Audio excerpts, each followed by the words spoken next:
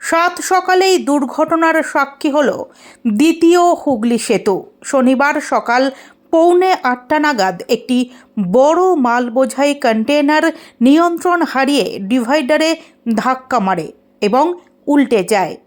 লরির ট্রেলারের অংশ থেকে কন্টেনারটি খুলে গিয়ে ডিভাইডারের ওপর আটকে পড়ে। তবে সৌভাগ্যক্রমে বড় কোনো ক্ষয়ক্ষতি হয়নি। অল্পের জন্য রক্ষা পান লরির চালক ও খালাসি। দুর্ঘটনার জেরে কিছুক্ষণের জন্য সেতুতে যান চলাচল ব্যাহত হয়।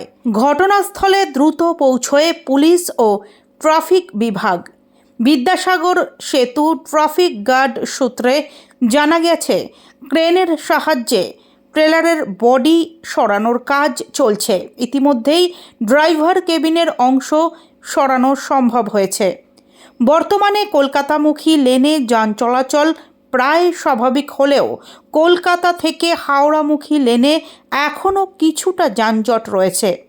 পরিস্থিতি স্বাভাবিক করতে ট্রাফিক পুলিশ তৎপর রয়েছে।